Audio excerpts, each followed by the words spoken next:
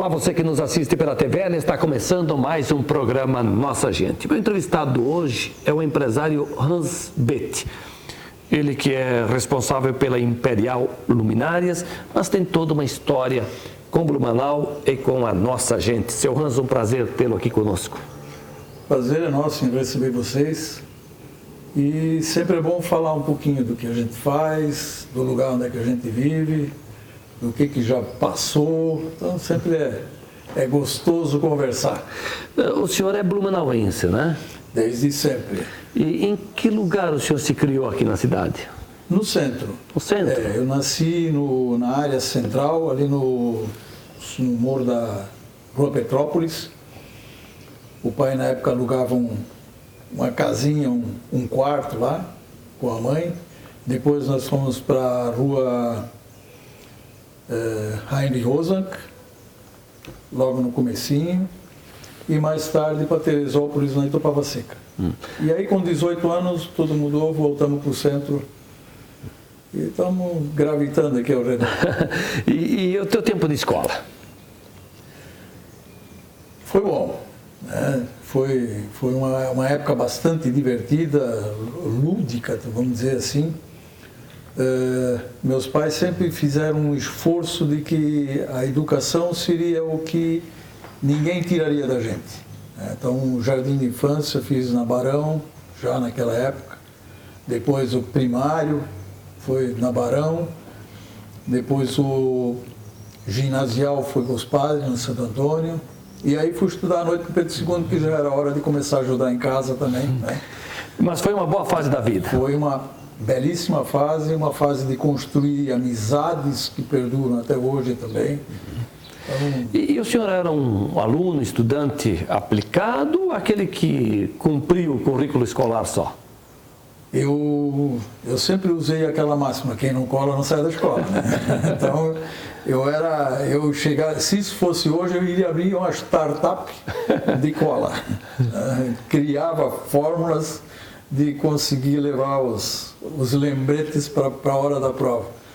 E assim, nunca fui de tirar grandes notas e sempre escapando o necessário. E qual é que era a tua maior dificuldade, como da maioria, português, matemática, física, essas coisas? Era mais física, biologia, mas essas, pro lado, não conta. Matemática já era bom, no português era mais ou menos, comecei a gostar mais de português depois no ginásio, com aulas com o Frederico, onde tinha latim. Em latim foi a única matéria em que eu tirei 10, 100 naquela época, né? O ano inteiro.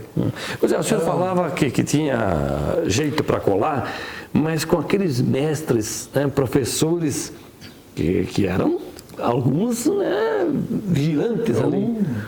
Não te pegaram de vez em quando? Era no tempo que você recebia uma reguada na mão quando fazia alguma coisa, um puxão de orelha. Não, também se estudava, né? Quando a gente disse, eu era bom de cola, mas também se estudava, levava a sério. Tinha que levar a sério, porque senão não teria dado em nada também. Né? Passasse um bom momento da vida numa época em que muitos da tua geração se lembram com um certo saudosismo do Pedro II. Verdade. Lothar Krieg era diretor na época, Pedro II novo. Eu nunca estudei lá em cima do morro, sempre foi embaixo, período da noite, né?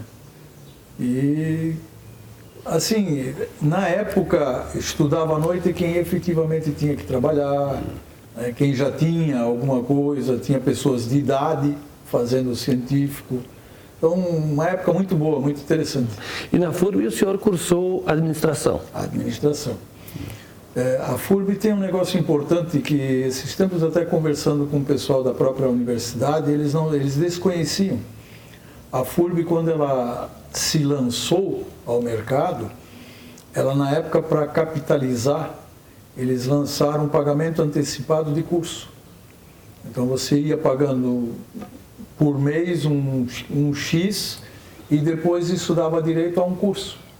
Então, quando eu entrei efetivamente na universidade, meu curso já estava pago. Então, só aquelas que você repetiria por acaso, que tinha que pagar separado, mas já estava pago. Então, isso foi uma forma de fazer um caixa, né? Sim. Então, a comunidade vestiu a camisa da FURB na época da fundação. A universidade que está aí com mais de meio século, né? É verdade. Muita gente passou por lá. Tem o seu valor, né? Pois é, o senhor fala da questão do desafio, que era, no teu caso, estudar porque o curso já estava pago, não que tivesse menos importância, só foi feita uma poupança, sim. Mas para muita gente da nossa geração era uma dificuldade trabalhar, conciliar com o estudo, mas ter recursos para viabilizar um curso superior. Já foi mais difícil, né, Minutos? Por isso que eu faço essa referência ao passado. Porque hoje tem fórmulas, a própria concorrência facilitou, hoje né? quantos cursos superiores nós temos aqui ao nosso redor, né? Você financia isso. Hoje praticamente o aluno vai lá e diz quanto é que ele pode pagar e vai estudar. Na época tinha a dificuldade do ingresso, porque muita gente morava longe. Tinha um vestibular brabo, né? Brabo. Para entrar e bancar o curso. Sim. Bom, dito isso, eu quero ainda voltar ao teu tempo de menino, adolescente. O que você faz? Faz um tempinho. Com que idade o senhor está agora? 67. 67. Bom, voltando lá há 50 anos atrás, com 17, um pouco mais, 15 anos, qual é que era o divertimento dessa rapaziada naquele tempo? Olha, você estudava, trabalhava de dia, né? Trabalhava à tarde, estudava de manhã, ou depois já trabalhando o dia inteiro. Você dava as namoradinhas, dava circulada, bicicleta, muita bicicleta. E frequentava-se mais a casa dos outros, né? Hoje em dia não, hoje você não precisa mais, zap, qualquer coisa, tu está na casa do teu amigo, né? Digitalmente, mas na época não, você queria saber alguma coisa, você tinha que ir lá. Essa era a grande diferença. Eu acho que as amizades eram mais sólidas, construídas num terreno mais... Eu imagino aqui, eu acho que o telespectador está nesse raciocínio também. Se a gente voltar 50 anos no tempo, hoje a gente fala da facilidade da comunicação, mas eram poucas as famílias que tinham lá um telefone convencional em casa, né? No meus tempos de moleque, se você queria conversar alguma coisa com a paquerinha, você tinha que ir na casa dela. Hoje não, hoje está fácil. Essa era a dificuldade, você tinha que bater no portão, mas era mais gostoso, né? Ir na casa dela tinha... do que ficar no telefone. Tinha cinema, Cine Bush, Cine Blumenau, Cine Garcia, Cine Atlas, Cine Moc. Nós tínhamos 5 cinemas. E o senhor frequentava todos eles ou tinha um preferido? Os do centro, o mais preferido era o Blumenau. Depois vinha o Bush. E às vezes o Atlas era um cinema que tinha sempre uma programação um pouquinho mais aculturada, né? O MOC tinha um pouquinho mais de Bang Bang, Faroeste, essas coisas, o Cine Garcia também. Mas os principais eram Bush e Blumenau. Bom, não sei se que você ia paquerar, aquele filme que nada. Né? Muita gente arrumou casamento. Sim. Porque era o divertimento da época, né? Cafés, essas coisas, ponto de encontro da juventude. Onde é que era aqui em Blumenau? Tinha o Varandão, onde hoje é o Bradesco, ali na Rua 15. Tinha alguns pontos, o Cinebar, Michel, que é quase de frente ali onde era o Cine Blumenau. Então tinha alguns pontos onde é que a juventude se concentrava, né?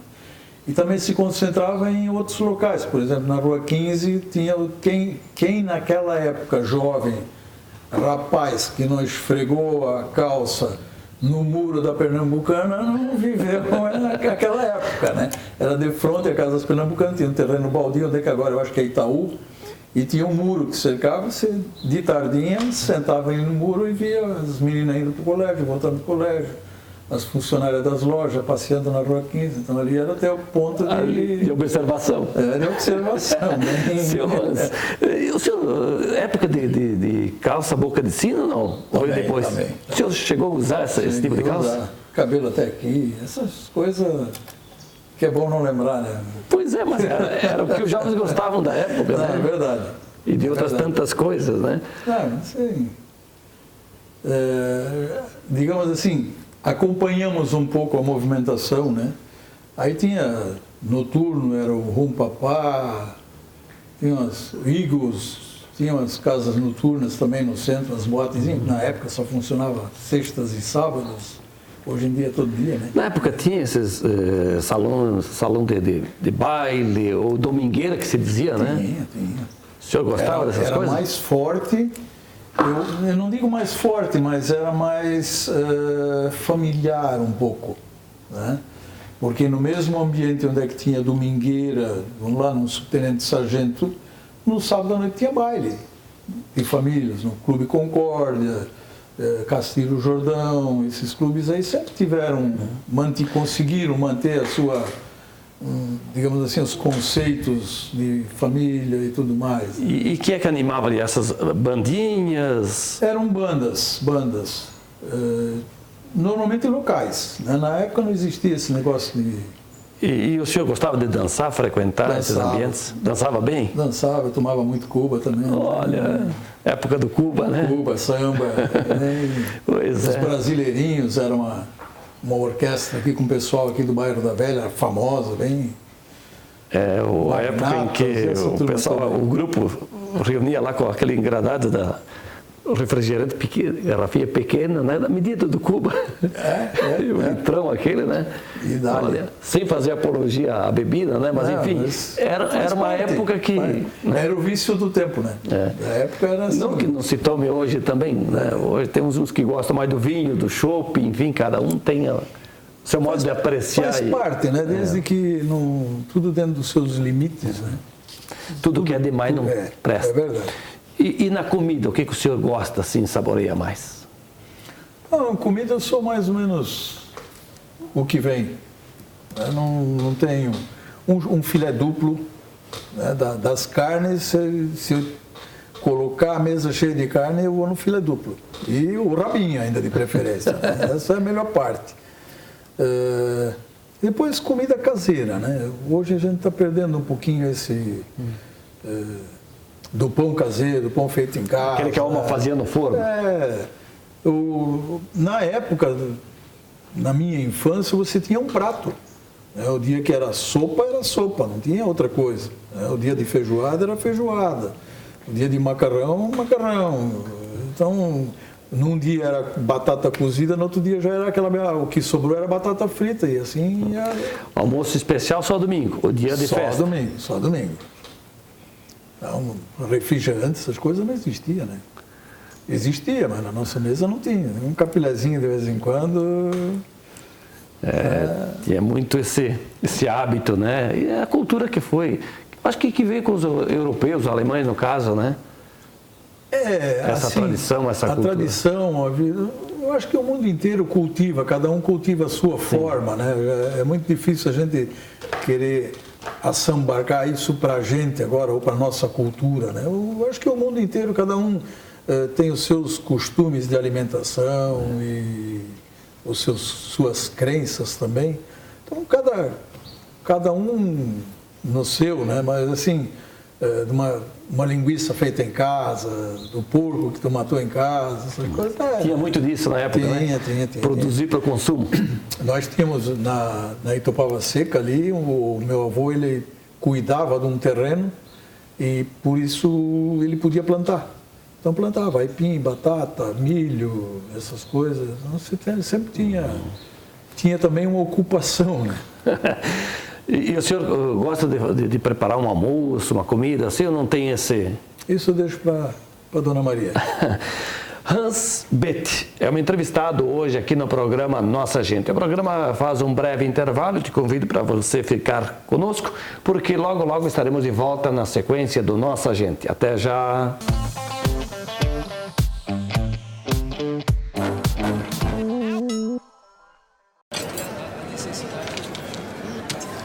Hoje pode deixar que a conta é minha. Tá, mas você não vai dar nenhuma conferida? A Câmara de Vereadores de Blumenau tem um compromisso com a cidadania e sabe da importância de parar e conferir suas contas. No portal da Transparência, a Câmara disponibiliza informações sobre a gestão de seus recursos para a comunidade. É isso aí, você tem toda a razão. Exerça sua cidadania. Fiscalize. Câmara de Vereadores. Independência e transparência cada vez mais perto de você.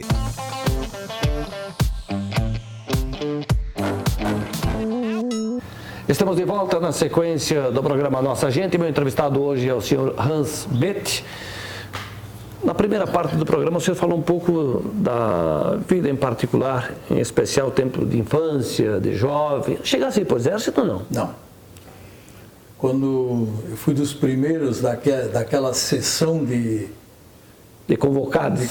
Convocação, não, lá de vistoria, né, do exame médico, a ganhar um grande X e fiquei jogando palito até meio-dia. Foi dispensado? Não liberavam antes, tinha que ficar ali até o fim. Foi dispensado por excesso de contingência. Sobrava gente. Também. Mas eu sempre fui miudinho também. Bom, e vamos falar um pouquinho da tua vida de empresário, que na verdade começou ainda jovem, né? Eu comecei a trabalhar oficialmente aos 14 anos. Naquela época era assim? Sim. Os jovens começavam nessa idade? Com 16 eu estava emancipado.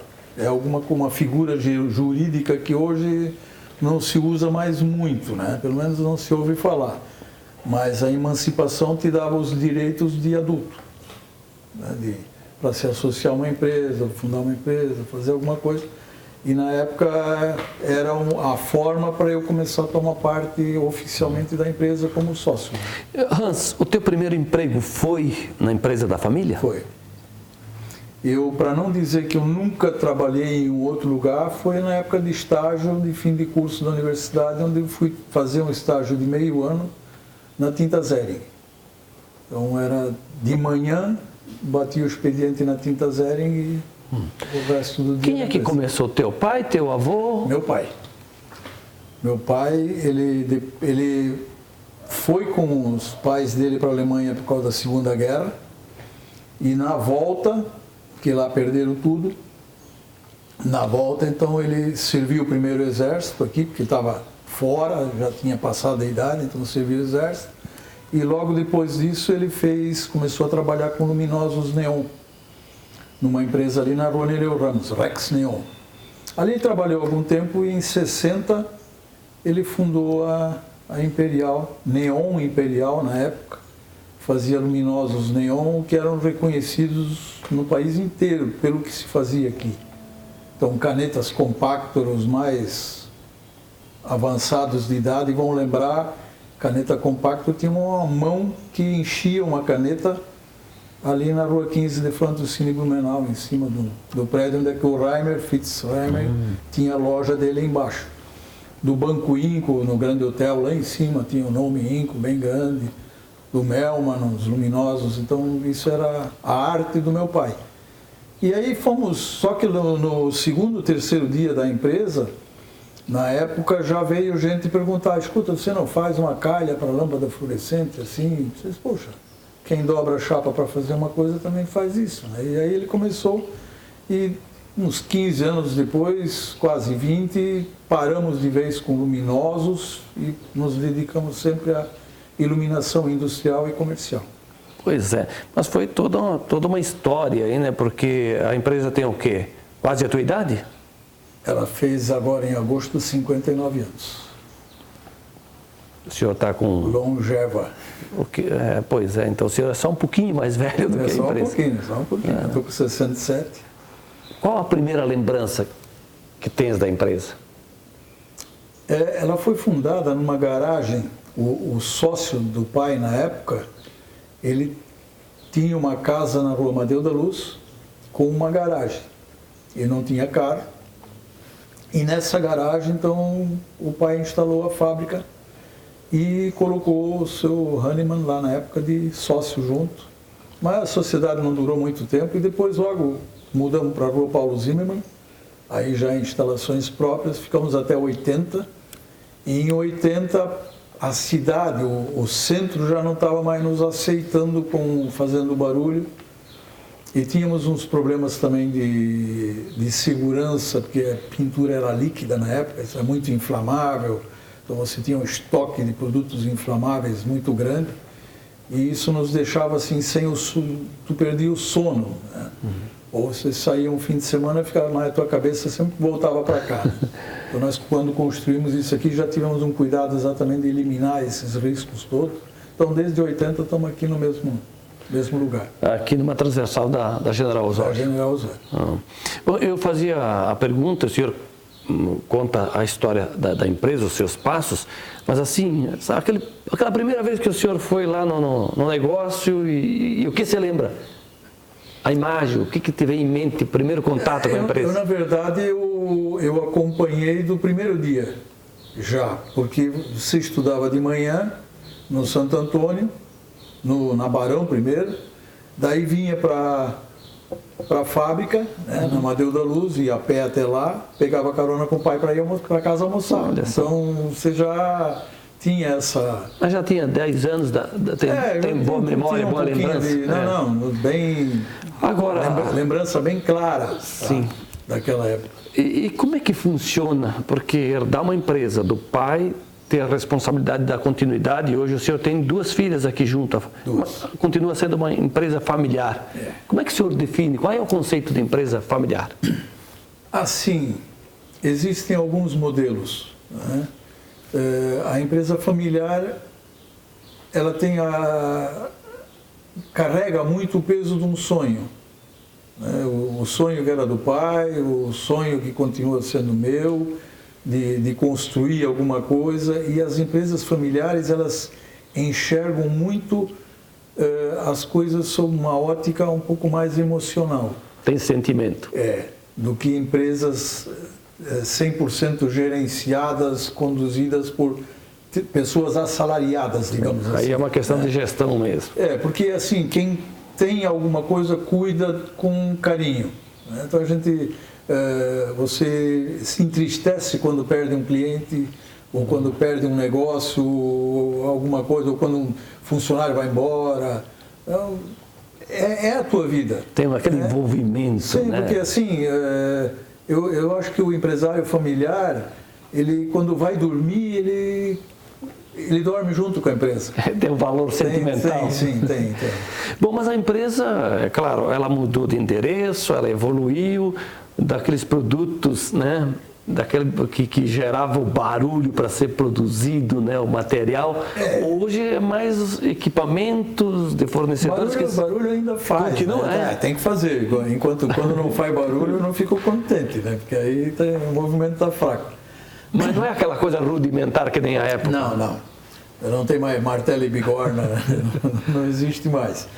Mas assim, nós passamos, a empresa quando nasceu, até agora recentemente, nós sempre trabalhamos com lâmpada fluorescente. E a lâmpada fluorescente agora morreu. A vida dela acabou-se. E temos algumas lâmpadas com formato similar de LED, né? Mas a tecnologia é essa, é LED. Então agora a primeira grande mudança de tecnologia na vida da empresa. 50 e poucos anos trabalhando com fluorescente e agora investindo no LED. Então tudo é diferente. Até o cliente enxerga isso de uma forma diferente. Então hoje o que a gente está enxergando para daqui para frente? Até agora a Imperial estava produzindo luminárias. Daqui para frente ela vai começar a ter que produzir solução. Porque o cliente já não enxerga mais a luminária. Ele começa a enxergar o resultado aqui embaixo. Esse resultado aqui embaixo tem que ser a solução do problema dele. Iluminação da loja, da prateleira do supermercado ou da máquina numa indústria. E sem desperdício de energia. Isso começa a ser gerenciado, o que antes você não conseguia, só gerenciava por intermédio do interruptor. No futuro você vai estar gerenciando tudo por um celular. E quem é o teu consumidor? São obras industriais e obras comerciais. Supermercado, rede de farmácias, lojas, fábricas, qualquer tipo de fábrica. Então, obra comercial, digamos assim, onde gera dinheiro. E esse mercado é restrito ao Estado ou atende fora daqui também? Nós estávamos restritos a 70% do Estado. Hoje já estamos ampliando um pouquinho as nossas fronteiras. É uma história, né, que tem um significado importante. Nós falamos aqui da relação com a família. Quantos filhos o senhor tem? 4. 4 mulheres. 4 mulheres. Netos já? 2 casais. Das 2 mais velhas tem cada uma com um casal. 2 das meninas continuam aqui. Continua aqui. As gêmeas estão comigo aqui. Gêmeas? É. Bacana. Como é que chamam as filhas? Ellen, Heloísa, Jeane e Juliane. E a mãe delas? A falecida Ana e a Maria, minha atual. Bom, o senhor também passou pelo sindicato, né? O Sindicato das Indústrias Metalúrgicas, Mecânicas, Material Elétrico, né? Que é a tua área. Quanto tempo lá? Lá foi 6 anos como presidente, mais 1 ano e meio tocando no tempo do Alcântaro, que o Alcântaro foi ser presidente da federação, né? Mas eu já estou uns 10, 11 anos envolvido seguramente com Continua lá. Continuamos lá. Na verdade, assim, é uma entidade que a gente conseguiu desenvolver um trabalho de fazer a entidade ser reconhecida pelo empresário e pela comunidade, né? Hoje é uma entidade que é respeitada e com os sócios também a gente consegue atingir desde o pequeno até o grande, todos convivem bem, todos negociam entre si, isso que é bacana, que deixa a gente realizado. O Hans foi presidente do sindicato de 2011 a 2017, 6 anos. 6 anos. Continua lá, como dissemos, né? Tem um envolvimento muito grande aí nesse segmento. O senhor só falou aqui no programa de trabalho, família, e qual o teu lazer? No momento é praia. Horas de folga eu dou uma esticadinha para a praia. Já tive algumas atividades um pouquinho mais, o próprio radioamadorismo, né, onde é que eu fui bem envolvido. Foi radioamador também? Presidente do Clube de Radioamadores na época, participando de concursos internacionais de rádio também, mas isso tudo também já acabou, a própria tecnologia... A internet, né? Acabou com essa brincadeira. Ainda tem amigos meus aí praticando, mas com certa dificuldade. Depois fui campista por trocentos anos, mas aí as gurias tudo cresceram e... Aí vieram os netos, o senhor se diverte. Aí chega numa idade assim que alguma outra atividade já não te liga tanto, né? Daqui a pouco volta de novo. Joguei bolão, saí do grupo de bolão, são coisas... São coisas da vida. Que maravilha. Seu Hans, muito obrigado por contribuir, participar do programa. E parabéns pelos equipamentos novos. Né? Estamos inaugurando uma nova fase na TVL também. Né? Por falar em equipamentos, o cenário aqui dá uma ideia do seu dia a dia, do trabalho da empresa, né? Hoje é praticamente tudo desenvolvido dentro de casa, né? A gente conta com a parceria de fabricantes de marca internacional, então tudo um lastro interessante para desenvolver a fábrica e os negócios. Hans Beth, empresário, foi o meu entrevistado hoje aqui no programa Nossa Gente. O programa está terminando, mas eu te faço um convite para que continue conosco, acompanhando a programação da TVL. A todos um grande abraço e até a próxima.